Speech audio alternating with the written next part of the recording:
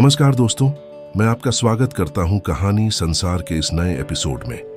आज मैं आपके लिए एक ऐसी प्रेरणादायक कहानी लेकर आया हूं जो न सिर्फ आपका दिल छू लेगी बल्कि आपको जीवन में आगे बढ़ने की शक्ति भी देगी। तो चलिए बिना समय गंवाए शुरू करते हैं हमारी कहानी। यह कहानी है एक छोटी सी मेहनती चींटी की जो अपने भविष्य को संवारने के लिए हर पल मेहनत करती थी।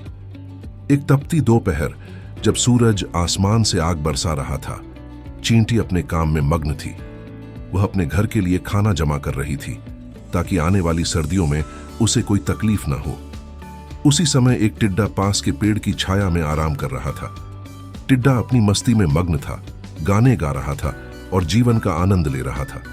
उसने चींटी को देखा और हंसते हुए बोला, अरे छोटी चींटी, क्यों इतनी मेहनत कर रही हो? देखो मौसम कितना अच्छा है, आओ मेरे साथ आराम करो और गाना गाओ। चींटी ने मुस्कुराते हुए जवाब दिया, मैं सर्दियों के लिए खाना जमा कर रही हूं।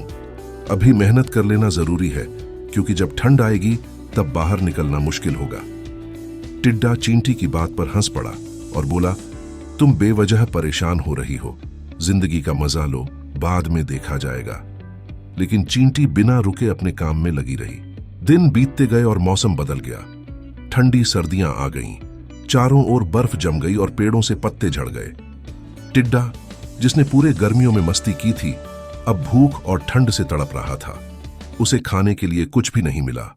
वहीं चींटी ने सर्दियों के लिए जो अनाज जमा किया था, उसकी मदद से वह आराम से अपने घर में सुरक्षित और सुखी जीवन जी रही थी। टिड्डा अब पछता रहा था और चींटी के पास मदद मांगने पहुंचा।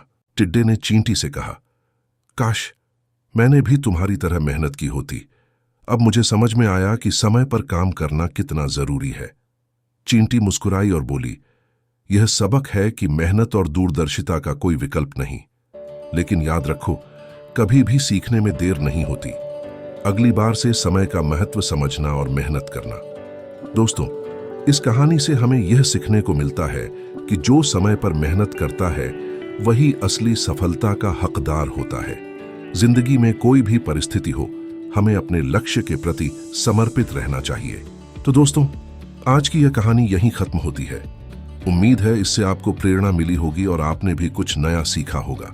अगर आपको यह एपिसोड पसंद आया हो तो हमें फॉलो करना न भूलें और अपने दोस्तों के साथ भी साझा करें। अगली बार फिर एक नई कहानी के साथ मिलेंगे। तब तक के लिए अपना ख्याल रखें और आगे बढ़ते रहें। धन्यवाद और नमस्कार।